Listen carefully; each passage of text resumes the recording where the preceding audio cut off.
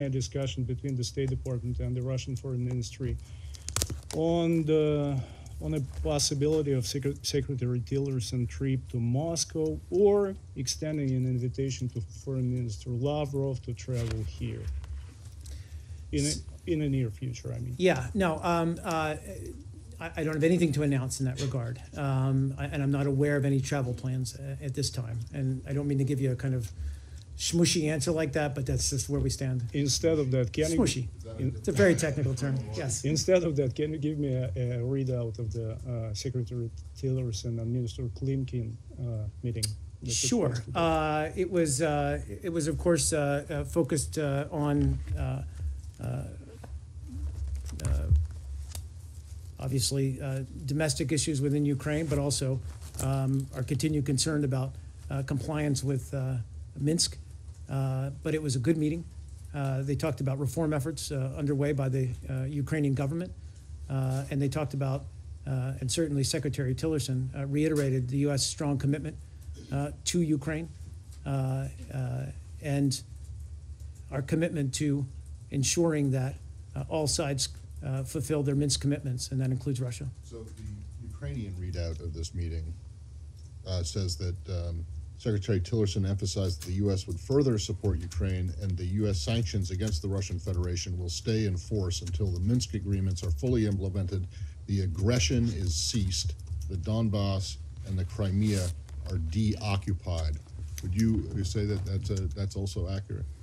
I can say that indeed that with respect to the sanctions remaining in place until Russia complies, both with respect to eastern Ukraine, but also with respect to Crimea, that holds true, yes. Thank you. Michelle. Yeah, yesterday the White House put out a statement about ExxonMobil just an hour or so after Tillerson met with President Trump, and I'm wondering if that was part of his discussions or reason for being over there. Not to my understanding at all. I believe it was to talk about foreign policy issues and not ExxonMobil. I can check, but I... Was the Secretary surprised at that? Was that coordinated? Again, I'm just not aware that he was consulted on that at all. Can you answer if I mean, if he is fully divested? yeah, I was actually going to speak to that. I mean, he is, you know, as he made clear in his testimony to Congress, he's committed to federal ethics rules, and he's continuing to carry out and meet the terms of this agreement. So I think he has until May 2nd, I believe, to fully divest, and that's the same. Guys, last question. Quick, this is truly the last question. Yeah. I've been up here for over an hour. What are U.S. one-China policy included now?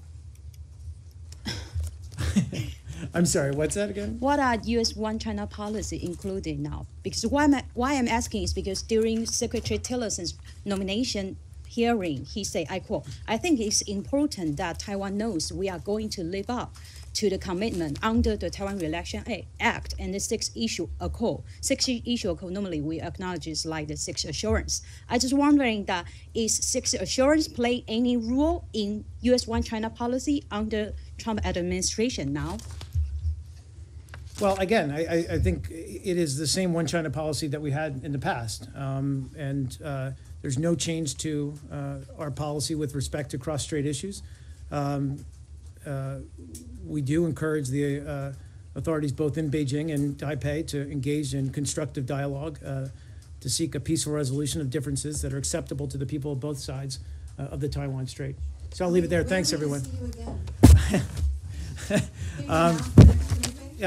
Sure, I think we're going to do tomorrow is going to be a telephonic briefing, and then tomorrow's on camera, and then Thursday will be by telephone. So you'll see me tomorrow. Thanks, guys.